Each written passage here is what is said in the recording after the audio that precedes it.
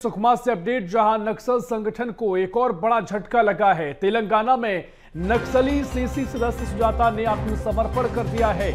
1 करोड़ रुपए का इनाम सुजाता पर घोषित किया गया था। नक्सलियों की दक्षिण सब जोनल ब्यूरो की इंचार्ज रही है सुजाता। बस्तर में कई वर्षों से सक्रिय थी सुजाता। बंगाल में मारे गए नक्सली कमांडर किशन जी की पत्नी बताई जाती है और दक्षिण सब जोनल ब्यूरो की इंचार्ज है सुजाता, जिसने आत्मसमर्पण किया है।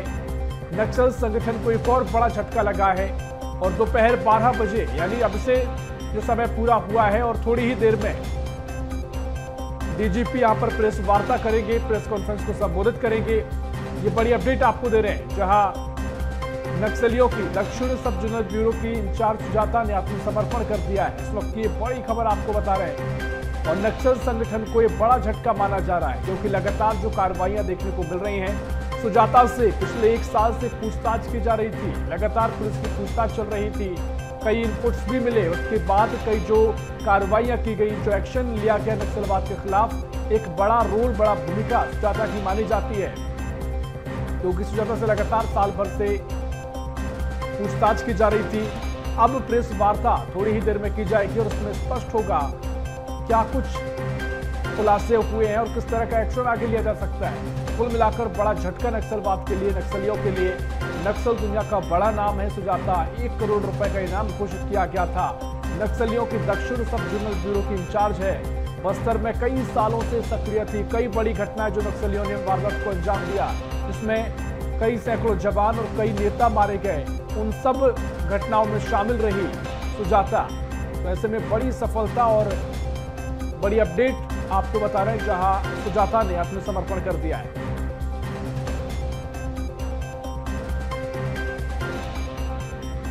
और इसी खबर पर और भी जानकारी के लिए हमारे साथ Chhattisgarh state head doctor Avdhesh Mishra हमारे साथ लाइव जुड़ रहे हैं। अवधेश जी, जिस तरीके से पहले आपसे चर्चा हुई और अब सुजाता को लेकर जो चर्चा तेज हुई है, प्रेस वार्ता की बात कही जा रही थी, मुझे लगता है कि थोड़ी देर में प्रेस वार्ता भी हो जाएगी और तमाम चीजें और स्पष्ट होंगी। किस तरीके से इस बड़े आत्मसमर्पण को देखा जाए, क्योंकि अब नक्सलवाद की दुनिया में बड़ा हड़कंप देखने को भी मिलेगा और लगातार जो कमर तोड़ने का काम किया जा रहा है, एक और बड़ा कदम उसकी तरफ। बिल्कुल ऋषभ जी, आपने सही कहा कि नक्सलियों के कमर तोड़ने के लिए जो रणनीति बनाई गई सुरक्षा बलों के द्वारा, जो एंटी नक्सल फोर्स के द्वारा, उसी का परिणति है, उसी का परिणाम है कि अब जो है परिणाम धरातल पे दिखाई पड़ने लगा है। सुजाता का समर्पण करना, उससे तकरीबन 1 साल तक पूछताछ होना और उसके बाद आज खुलासा करना, इसका सीधा मतलब है कि अब सुजाता के पास नक्सली गतिविधियों से जुड़ा कुछ भी ऐसा दस्तावेज या कोई भी ऐसी बातें नहीं है बताने के लिए जिसका पुलिस आगे आने वाले समय में इस्तेमाल कर सके। क्योंकि अक्टूबर में, लगभग 20 अक्टूबर के आसपास सरेंडर वो की थी हैदराबाद पुलिस के सामने। तब से लेके लगातार आज सितंबर का महीना 2025, 1 साल तक पूछताछ होने पे सारे जो लिंक थे, सारी जो जानकारियां थे, वो पुलिस ने जुटाए। उस जानकारी के आधार पर जो है एजेंसियों को जानकारी दी गई और उस एजेंसी के द्वारा जो है पहले एक रणनीति तय की गई। देश के गृह मंत्री रणनीति को उन्होंने रणनीति बनाई। उसके बाद जो एक साझा एक्शन जो देखने को मिला, हमने देखा कि पिछले दिनों जिस तरह से छत्तीसगढ़ में एलडब्ल्यू क्षेत्रों की बैठक हुई, अन्य राज्यों के डीजीपी से लेकर बड़े अधिकारी तक यहां पे शामिल हुए और वहां पे बैठ के जब एक साथ रणनीति बनाई गई, बीएसएफ से लेके तमाम सुरक्षा बलों के अधिकारी मौजूद थे, सीआरपीएफ के अधिकारी मौजूद थे। उस वक्त ये समझ आ गया कि एक बड़ा इनपुट जो है उस सुरक्षा बलों को, इंटेलिजेंस को मिला है और उस इनपुट के आधार पर, उस जो जानकारी मिली थी, उस जानकारी के आधार पर ऑपरेशन को अंजाम दिया जाएगा। और हुआ भी ऐसा कि देश के सबसे दुर्गम क्षेत्र माने जाने वाले पहाड़ी को भी, जो कवेगुटा की जो पहाड़ी थी, उसे भी अब सुरक्षा बलों ने घेर लिया। तकरीबन 30 दिनों तक वहां पे जो है मुठभेड़ चलती रही, वहां पे नक्सलियों से 2-4 होता रहा पूरा मामला। लेकिन कुल मिला के अंततः ये बड़ी बात है कि छत्तीसगढ़ में जितने भी बड़ी घटनाएं हो, चाहे एवाबोरी की घटना हो, रानी बोदली की घटना हो या जीवम कांड हो, जितनी भी बड़ी घटनाएं हुई है, सब सुजाता के नेतृत्व में, सुजाता की मौजूदगी में और उसके संरक्षण में ही अंजाम दिया गया नक्सलियों के द्वारा। और ऐसे मास्टरमाइंड का सरेंडर करना, सरेंडर के बाद आज खुलासा करना, क्योंकि सुजाता सीसी मेंबर भी थी, तो सीसी मेंबर जो देश भर में अब गिने चुने बचे हुए हैं। तो ऐसे में एक सीसी मेंबर का सरेंडर करने अपने आप में बताने के लिए काफी है कि अब नक्सलियों के पास कुछ रणनीति बनाने के लिए बचा नहीं है, क्योंकि सीसी मेंबर वो मेंबर होता है जो पूरे समाज में, पूरे क्षेत्र में जो है वो माओवादियों के विचारधारा को, नक्सलियों के विचारधारा को लोगों तक पहुंचाने के साथ साथ हथियार से लेकर तमाम तरह की जो ट्रेनिंग देने का काम है वो उसके द्वारा किया जाता है। लेकिन सीसी मेंबर जो थिंक टैंकर माने जाते हैं उनके द्वारा ही सरेंडर करना, उनका ही मारा जाना, ये अपने आप में एक बड़ी सफलता है। और सुजाता ने जो 1 साल तक राज खोले थे, उसी राज के आधार पे अब यह तय कर लिया गया है कि मार्च 2026 वो तारीख है जब देश भर से नक्सलवाद का सफाया हो जाएगा। जी विशम, बिल्कुल अवधेश, क्योंकि लगातार इस बात का जिक्र हो रहा है कि 2026 को लेकर, क्योंकि कहा भी जाता है आपको कुछ अगर कहीं तक पहुंचना है तो आप टारगेट फिक्स कर लीजिए, तो आपकी सारी कार्यशैली बदल जाती है, आप उस दिशा में आगे बढ़ने लगते हैं। और मुझे वही होता दिखाई दे रहा है। आप लगातार कवरेज कर रहे हैं, लगातार महत्वपूर्ण बातें आपने लगातार जिक्र किया। तमाम जो घटनाएं नक्सलवाद की छत्तीसगढ़ में हुई हैं, चाहे झीरम घाटी मामला हो या तमाम तरीके से और भी बड़ी घटनाएं हो, अगर उसमें शामिल ये बड़ा नाम रहा, 1 करोड़ रुपए का इनाम घोषित किया गया था। अब आप इस पूरे नक्सलवाद को कहां देख रहे हैं? जो दर्शक इस खबर को देख रहे हैं, मुझे लगता है अगर वो नहीं जानते हैं तो उनको बहुत ही बड़ी खबर है, शायद लोग इस बात को और आगे जानेंगे। अब नक्सलवाद कहां छत्तीसगढ़ में दिखाई दे रहा है और कितना अब समय लग सकता है पूरे तरीके से इस पूरे जो नक्सलवाद को खत्म करने के जो प्रयास किए जा रहे हैं?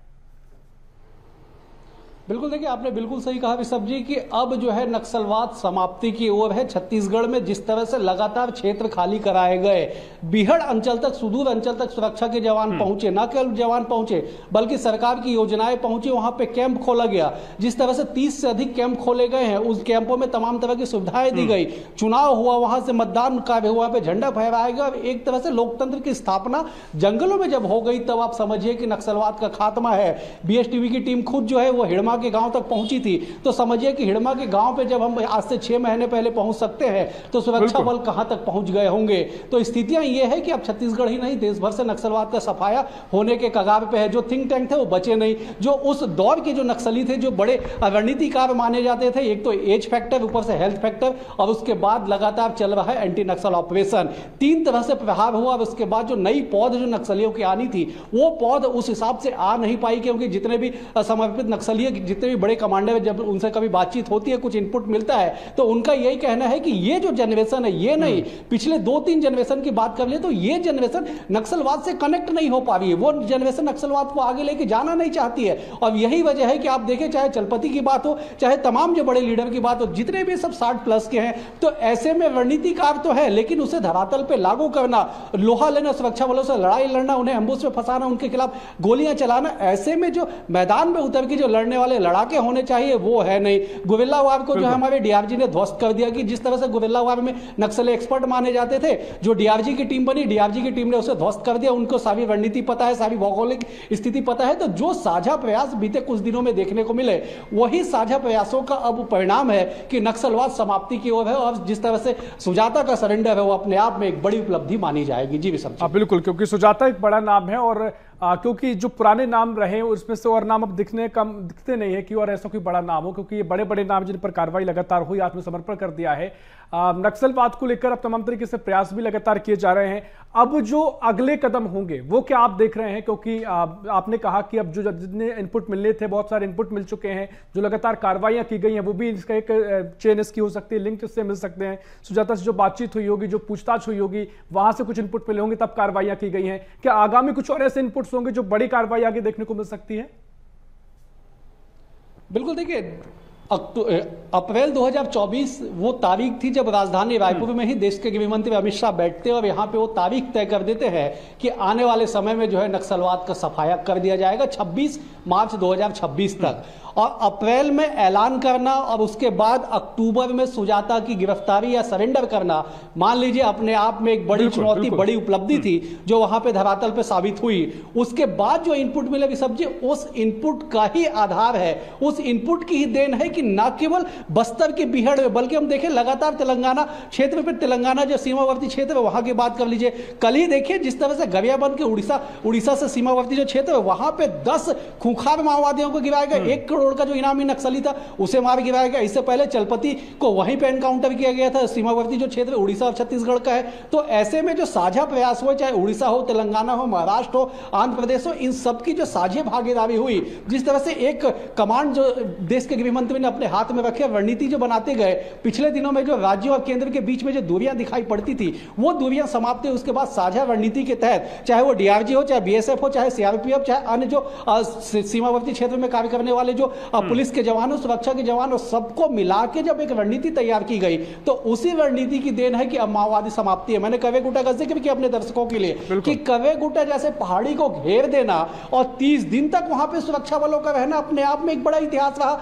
आज तक जिस पहाड़ी के आसपास तक सुरक्षा बल नहीं पहुंच पाई थी, उस पहाड़ी पे 30 दिन तक ऑपरेशन कर लेना, ये अपने आप में बड़ी सफलता है। तो उन सफलता से आगे बढ़ के अब जो बड़े नाम थे, या तो वो बीमारी से उनकी मौत हो चुकी है, या फिर उन्होंने सरेंडर कर दिया, या फिर लगातार पिछले छत्तीसगढ़ में पिछले 10-12 महीने से देखा जा रहा है कि जो लगातार एनकाउंटर किए जा रहे, बल्क में एनकाउंटर। कांकेर में एक बार 32 नक्सलियों को ढेर किया गया, उसी कांकेर के बिहड़ में महाराष्ट्र सीमावर्ती क्षेत्र में वहां पे एक साथ 27 नक्सलियों को ढेर किया गया। जो एनकाउंटर की संख्या है लगभग 400 के पार पहुंच चुकी है। सरेंडर करने वाले की संख्या लगभग 800 है। गिरफ्तारियां भी लगभग 1200 के आसपास में की गई है। तो ऐसे में लगभग 3-3.5 हजार नक्सली कैडर को समाप्त कर देना, उसे न्यूट्रलाइज कर देना अपने आप में एक बड़ी उपलब्धि है। और यही है कि अब जो है वो दिन दूर नहीं जब छत्तीसगढ़ नहीं, देश जो है नक्सलवाद मुक्त माना जाएगा। निश्चित तौर पर जो कदम आगे बढ़ते दिखाई दे रहे हैं, उससे बहुत स्पष्ट होता हुआ नजर आ रहा है कि नक्सलवाद की जो कमर तोड़ने का काम किया जा रहा है, बहुत समय दूर नहीं है जब छत्तीसगढ़ से नक्सलवाद का खात्मा होने जा रहा है। तमाम और भी इस पर चर्चा आगे होगी, लगातार इस पर अपडेट भी लेते रहेंगे। फिलहाल बहुत शुक्रिया अवधेश जी आपका जानकारी साझा करने के लिए।